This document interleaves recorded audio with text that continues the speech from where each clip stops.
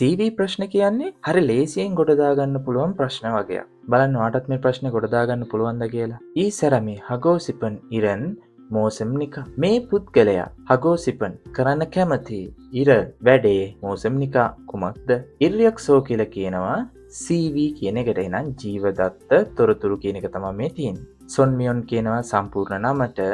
සෙන්නියොන් වොරිල් කියලා කියන්නේ සෙන් කියන්නේ ඉපදුණු, නියොන් කියන්නේ අවුරුද්ද, වොල් කියන්නේ මාසය, ඉල් කියන්නේ දිනය. කියන්නේ සරලවම කිව්වොත් මේ තියෙන්නේ උපන් දිනය. යොන් රක්චෝ කියලා කියන්නේ contact detail කියන්නේ සම්බන්ධ කරගැනීමට තියෙන විස්තර කියන එක තමයි මේ තියෙන්නේ. එතකොට ඊට අදාළව මෙතන ෆෝන් නම්බර් එක දාලා තියෙනවා. මෙතන උපන් දිනේ දාලා තියෙනවා. මේ තියෙන්නේ මේ පුද්ගලයාගේ නම. ඔන්න ඊට පස්සේ තියෙනවා චිවන් පුණ්‍යා. චිවන් පුණ්‍යා කියලා කියන්නේ අයදුම් කරන ශේෂ්ත්‍රය.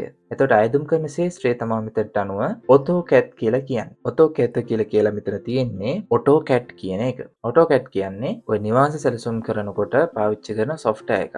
එතකොට මේකේ මොකද්ද කරන්න කැමති වැඩේ කියලා නහන්නේ. බලමු උත්තර හතර. යොන්රාක්චෝ ඉම්නිදා. යොන්රාක්චෝ කියන්නේ contact detail කියන එක. එහෙනම් ඒක වැරදි. ඉරියක්සෝ ඉම්නිදා. ඉරියක්සෝ කියලා කියන්නේ CV. එහෙනම් මේකත් නෙමෙයි, ඒකත් වැරදි. AutoCAD ඉම්නිදා. AutoCAD කියලා කියන්නේ මෙතෙන්ට අනුව නම් එයා යෙදුම් කරන ශේෂ්ත්‍රය. ඒ උත්තරේ හරි. හතරවෙනියට තියෙන්නේ මොකද්ද? කොනිල් කොන් සම්සා.